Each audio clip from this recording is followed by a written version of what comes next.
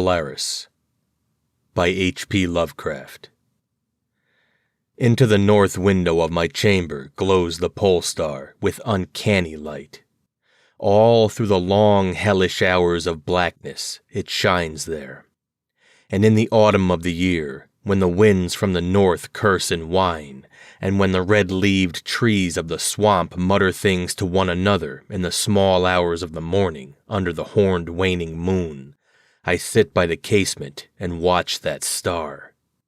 Down from the heights reels the glittering Cassiopeia as the hours wear on, while Charles Wayne lumbers up from behind the vapor-soaked swamp trees that sway in the night wind.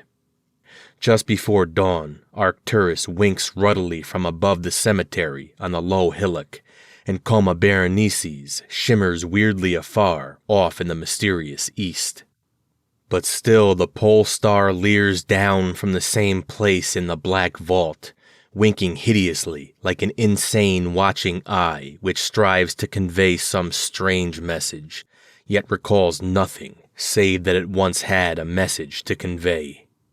Sometimes, when it is cloudy, I can sleep. Well do I remember the night of the great aurora, when over the swamp played the shocking coruscations of the demon light. After the beams came clouds, and then I slept.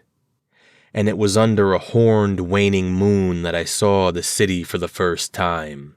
Still and somnolent did it lie, on a strange plateau in a hollow betwixt strange peaks.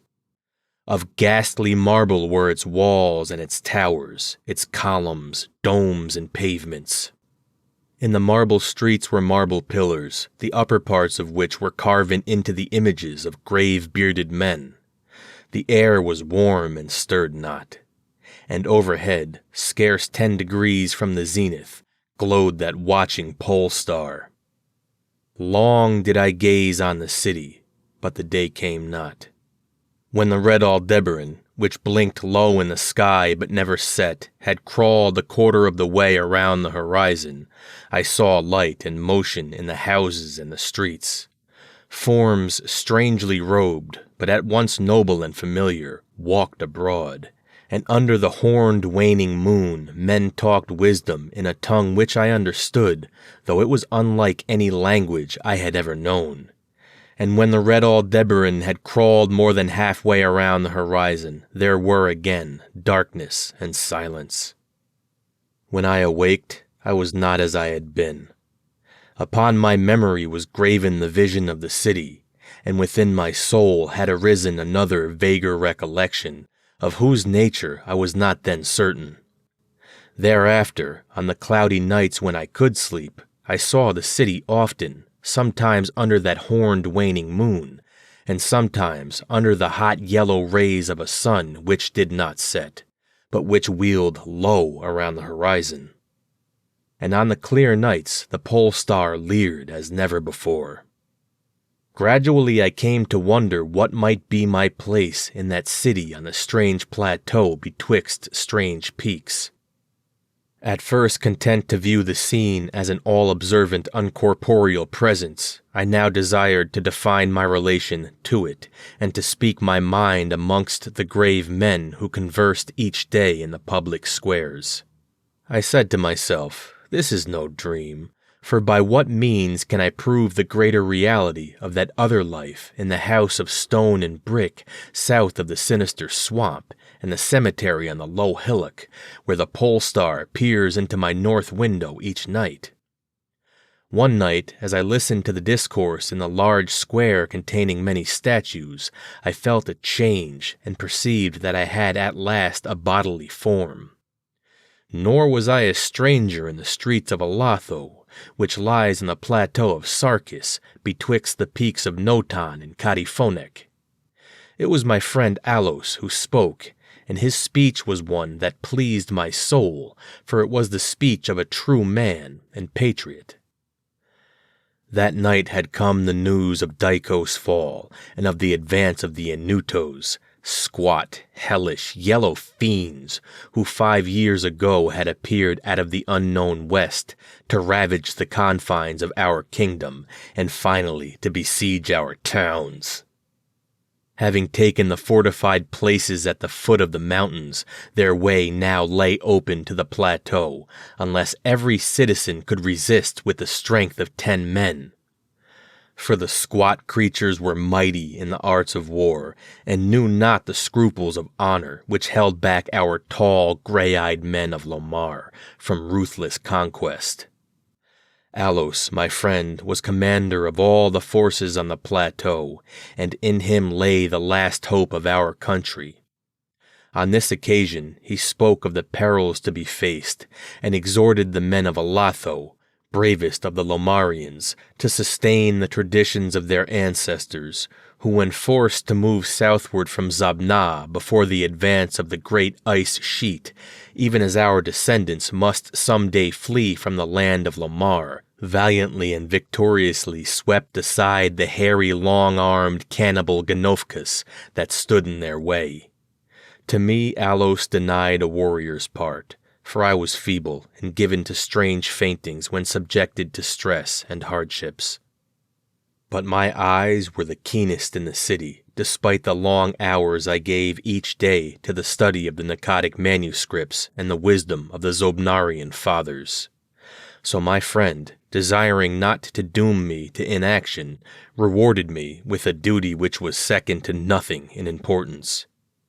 To the watchtower of Thapnen he sent me, there to serve as the eyes of our army.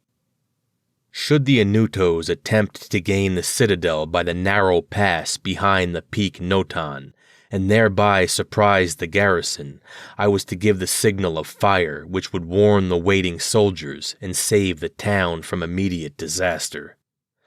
Alone I mounted the tower, for every man of stout body was needed in the passes below. My brain was sore dazed with excitement and fatigue, for I had not slept in many days. Yet was my purpose firm, for I loved my native land of Lomar, and the marble city of Altho that lies betwixt the peaks of Notan and Kadifonek. But as I stood in the tower's topmost chamber, I beheld the horned waning moon, red and sinister, quivering through the vapors that hovered over the distant valley of Banaf. And through an opening in the roof glittered the pale pole star, fluttering as if alive, and leering like a fiend and tempter. Methought its spirit whispered evil counsel, soothing me to traitorous somnolence with a damnable rhythmical promise which it repeated over and over. "Slumber, watcher, till the spheres, 26,000 years, have revolved, and I return to the spot where now I burn. Other stars anon shall rise to the axis of the skies, stars that soothe and stars that bless with a sweet forgetfulness. Only when my round is o'er shall the past disturb thy door." Vainly did I struggle with my drowsiness, seeking to connect these strange words with some lore of the skies, which I had learned from the Nakadic manuscripts. My head, heavy and reeling, drooped to my breast, and when next I looked up, it was in a dream, with the pole star grinning at me through a window from over the horrible swaying trees of a dream swamp. And I am still dreaming. In my shame and despair, I sometimes scream frantically, begging the dream creatures around me to waken me ere the Anutos steal up the pass behind the peak Notan and take the citadel by surprise. But these creatures are demons, for they laugh at me and tell me I am not dreaming. They mock me whilst I sleep, and whilst the squat yellow foe may be creeping silently upon us. I have failed in my duty and betrayed the marble city of Altho. I have proven false to Allos, my friend and commander. But still these shadows of my dream deride me. They say there is no land of Lamar, save in my nocturnal imaginings. That in those realms where the pole star shines high and red Aldebaran crawls low around the horizon, there has been naught save ice and snow for thousands of years, and never a man save the squat yellow creatures, blighted by the cold, who they call Eskimo.